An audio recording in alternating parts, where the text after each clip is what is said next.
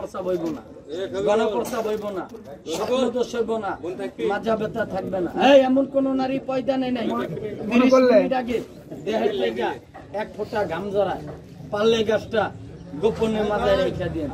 এই সর্দার রেডি করো।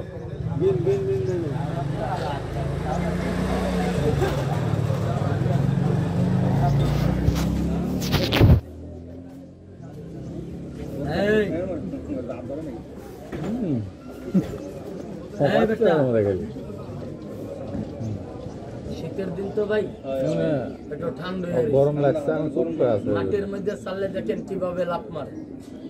এক ভাই কইতা যে সাপুরিয়া গাছটার নাম তো কইলি না, গাছটার নাম বলতে পারি, বলবো? সবাই তো বলেন না, বলবো? গাছটা রাস্তার সাইডে পাওয়া যায়, ঢিল মারলে লজ্জা একটা ঘুমটা দেয়, কি না? লজ্জাপতি ভাইয়া সবাই চিনছেন। আচ্ছা বলেন দি লজ্জাপতির জাত কয়টা? একটা লাল, একটা সাদা, একটা মহিলা, একটা পুরুষ। পাই ধরছি মুড়ো, লাল গাছটা তুইলেন না, আও ওইটার পিছিয়ে যখন পরিশ্রম না করবেন ওইটা আপনার ব্যর্থতা, কোনো কাজে লাগলো না। ওইটার পিছনে পরিশ্রম না কইরা একটু কষ্ট বাড়াইয়া কইরা সাদাটার কাছে বলুন, 1 টুকরা শিকড় টান দিয়া তুলেন, বেলের দিয়া কাইটেন। কোনো মঙ্গলবার আর শনিবার নাই, আল্লাহর বার একবার বেলের দিয়া কাইটা গোপন একটু মাজা বাইন্দা রেখেন। আর বাইনা কিছু বললাম না, অভাব নেই, খুলবেন না তো, চেষ্টা করলে উপায় হয়। ঘরে বইয়া খাওয়ান বেচাইলে বা কাম হইব না। খালি আমনের দামনে ঢুকাইছে, আমারটা বুঝছেন? আমনে পাইবেন না, অভাব নাই, আইন খুঁজলে খোঁজার লাগল মিলে। আমনে তো যাইবেন না সব জায়গায়, আমনে বয়ে যাইবেন না, কেন আমরা যাই এমনও গভীরে আমরা যাই আর সাপ ধরি বা ওই জায়গায় খানে ওই জায়গায় একটু মিলে, কারণ ঝাড় জঙ্গল তো কাকা অনেকে ভয়ে খুঁজবে না, সাপের ভয়ে বেশি, তাহলে ওই জায়গায় গাছটা মিলবো বেশি। আমরা পাই তুই কাজে লাগে এতটুকু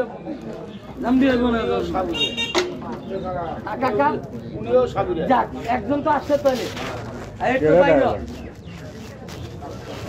এই তোর চেহারাটা দেখা, পাও দুটা ধরছি, পাও দুটা সমান করে তারা ক্ষতি করে নি বাবা, ফাঁকটা বন্ধ করো। আমি একটু মাটির মধ্যে সারি, আঙ্কেল এবার যান একটা আইডিয়া দেখেন, এই দেখেন রূপটা দেখা। ও গুরু দর্শন দিচ্ছে। দাঁড়ান না দাদা, দাঁড়ান, মাথায় একটা সাইডে একটু দাঁড়ান, নাটক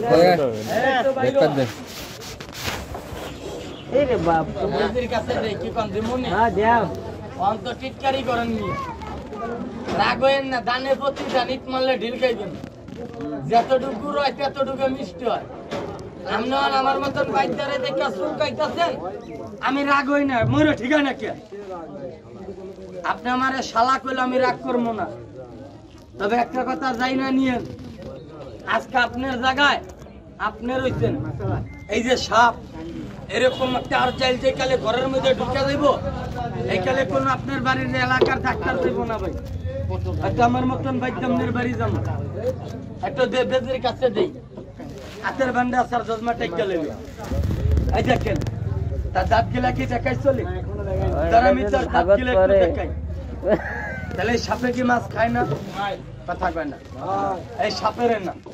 আমরা দুটা ভাই কষ্ট করতে খাবো না বাজান, এই খেলাটাকে শেষ করে আপনাকে মাছ বাজারে চলে যাও, 10টা টাকার গোড়া মাছ কিনবো বাজার, আমার এই কালা বেচিটারে খাওয়াবো, পরে দিয়া বাজার লজ্জাপতি গাছটা তুলি।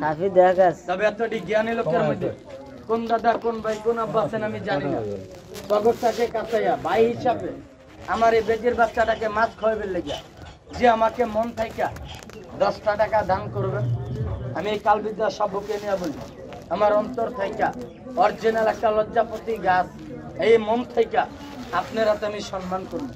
আছেন কোনো বাপ এই বেজিটাকে মাছ খাওয়াবেন লেগে আমাকে 10টা টাকা দিয়ে দান করার মতো? 10টা টাকা দিয়ে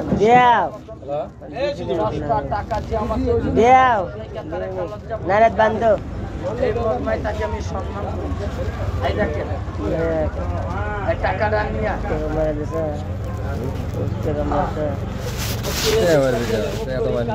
নিয়ে গেলে এটা ভালো লাগবে না কাকু,